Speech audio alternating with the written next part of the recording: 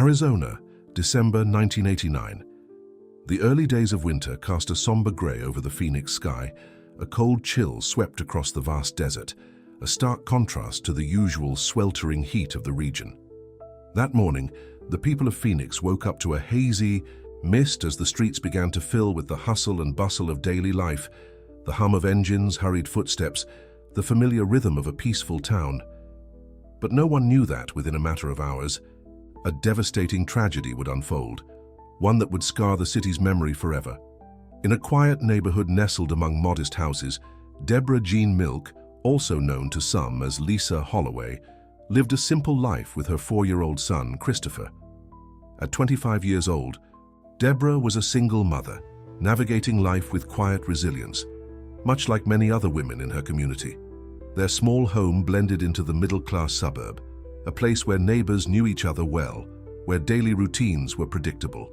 To those around her, Debra was a devoted mother, and Christopher was a happy, energetic child, his innocent smile a constant presence in their lives. December 2nd, 1989. A Saturday morning like any other. The chill of winter lingered in the air as Debra dressed Christopher in warm clothes. The little boy was excited, looking forward to a trip to the shopping mall with a family acquaintance. As he stepped out the door, he waved goodbye to his mother, his joyful grin forever etched into Debra's memory. She had no way of knowing. It would be the last time she ever saw her son alive. Just a few hours later, a phone call shattered the silence inside Debra's home. On the other end of the line, a police officer's voice delivered a chilling message: Christopher was missing. Her heart stopped. Panic took over as she rushed out of the house, searching, frantically calling his name in desperation. Each passing minute felt like an eternity, but the worst was yet to come. Less than 24 hours later, search teams made a horrifying discovery. Christopher's tiny body was found abandoned in the desolate desert, far from the safety of his home. The scene was haunting. Even the seasoned officers who found him stood in stunned silence, their hearts sinking. No one could believe it. A 4-year-old child murdered in cold blood, the victim of a crime too horrific to comprehend. The moment Christopher's lifeless body was discovered in the desolate Arizona desert, the Phoenix Police Department launched an intensive investigation. Veteran detectives rushed to the scene, meticulously documenting every detail, no matter how small. This was no ordinary murder case. This was the tragic death of an innocent child. From the very start, investigators focused on 2 men suspected of being directly involved. James Stiers, the trusted friend who had taken Christopher out that day. Roger Scott, an acquaintance of Stiers. Both were immediately brought in for questioning. At first, Stiers appeared nervous, but firmly denied any wrongdoing. He claimed Christopher had suddenly disappeared while they were out shopping. Roger Scott, too, denied involvement, but under the relentless pressure of a grueling interrogation, he finally broke down. His chilling confession sent a shockwave through the investigation. Stiers had murdered Christopher, and Scott had helped dispose of the body. But what stunned detectives and the entire public was Scott's next revelation. He claimed that the entire plot was orchestrated by Debra Jean Milke, Christopher's own mother. According to Scott's testimony, Debra had allegedly hired Stiers to murder her son in exchange for a measly $5,000 life insurance payout. This was the only testimony linking Debra to the crime. Yet it was enough to ignite a firestorm of public outrage. If true, it meant Debra was not just a murderer. She was a calculating, cold-blooded mastermind willing to sacrifice her own child for money. Detectives immediately turned their focus to Debra. When she was brought in for questioning, she was a broken woman, visibly devastated and hysterical. Through tears, she vehemently denied any involvement. "I would never do this to my son," she sobbed. But then Detective Armando Saldate entered the room. He emerged hours later with a bombshell claim. Debra had confessed to orchestrating Christopher's murder. When asked for proof, an audio recording, a signed statement, or any witness corroboration, Saldate had none. No tape, no documentation, no eyewitnesses. His claim rested solely on his word, the reputation of a veteran officer. Even at the time, some detectives questioned the lack of evidence. But with mounting public pressure, prosecutors accepted Saldate's testimony without question. No other motive could explain the senseless killing of a child, so they embraced the theory that it had been a contract killing. From that moment on, Debra Jean Milke was trapped in a nightmare. There was no forensic evidence against her, no fingerprints, no DNA, no physical proof. Only one man's word, and yet that was enough. The public didn't care about the lack of evidence. All they saw was a mother on trial for her child's murder, a cold, unfeeling woman who, in their eyes, had sacrificed her son for greed. When her trial began, the courtroom was thick with tension. Debra sat motionless, her eyes fixed on the cold, tiled floor. Outside, the outraged public demanded justice for Christopher. No one realized that this trial was merely the beginning of a legal battle that would last decades, a fight to determine whether Debra Jean Milke was truly guilty, or if she had just become the victim of one of the greatest miscarriages of justice in American history. The trial of Debra Jean Milke unfolded in an atmosphere of suffocating tension, raw emotion, and national scrutiny. The entire country watched closely as newspapers reported daily updates, detailing every moment inside the courtroom. All eyes were on Debra, the woman accused of committing the most unthinkable crime a mother could, murdering her own 4-year-old son for a meager life insurance payout. Prosecutors delivered a forceful argument. They painted Debra as a ruthless, calculating woman, desperate to escape her financial struggles at any cost. The key witness, and the only witness, was Detective Armando Saldate.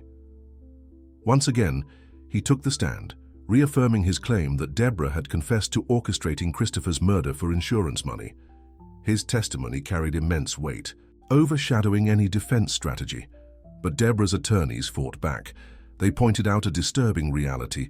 Saldate's testimony was never recorded. There were no other witnesses to the alleged confession, and most damning of all, there was zero physical evidence linking Debra to the crime. All the prosecution had was one man's word, a man whose credibility would later be exposed as deeply flawed.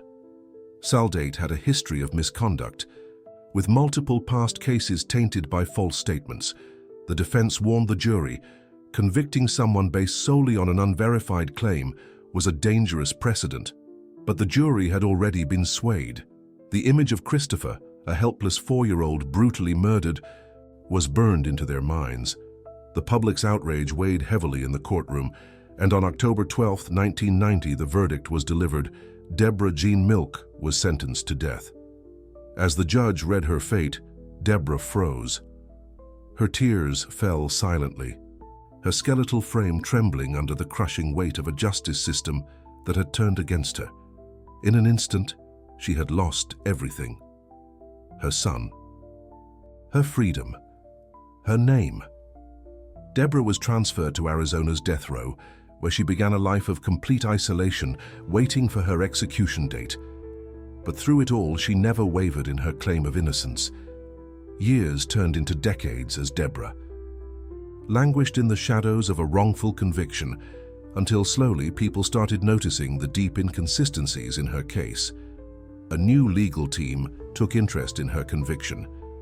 They found countless flaws in the original trial, and one fact that shook the entire case to its core.